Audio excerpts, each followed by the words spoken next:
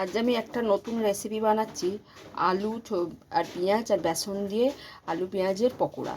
সেটা কিভাবে করছি, আলুগুলোকে ছোট ছোট করে জিরি করে কেটে নিয়েছি, আর তার সাথে পেঁয়াজ কুচিছি, আর তার মধ্যে দিয়েছি আমি বেসন।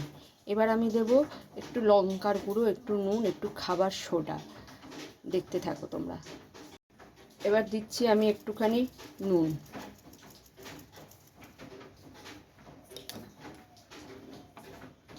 এর মধ্যে দিয়েছি এই আলু পেঁয়াজ ছোটো ছোটো করে জিরি করে কেটে নিয়েছি, নিয়ে তার মধ্যে দিয়েছি নুন, হলুদ আর লঙ্কার গুঁড়ো আর একটুখানি খাবার সোডা। এবার এটাকে আমি ভালো করে ফেটিয়ে নেব। আলু পেঁয়াজ আর নুন হলুদ লঙ্কার গুঁড়ো সব একসাথে মাখিয়ে নিয়েছিলাম, আর তার মধ্যে দিয়েছি অল্প একটু বেসন। এবার বেসন দিয়ে এটা ভালো করে মাখিয়ে নিয়ে এবার এটাকে আমি তেলের মধ্যে ভাজবো।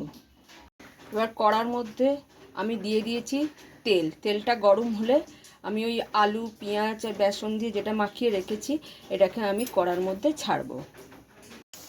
তেলের মধ্যে ওই আলু পেঁয়াজ বেসন দিয়ে যেটা মাখিয়ে রেখেছি ওটা আমি ভাজতে দিয়ে দিয়েছি।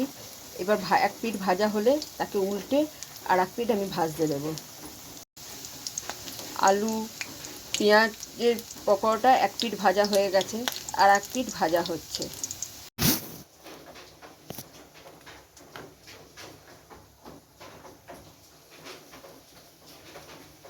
আমার পকোড়া রেডি হয়ে গেছে।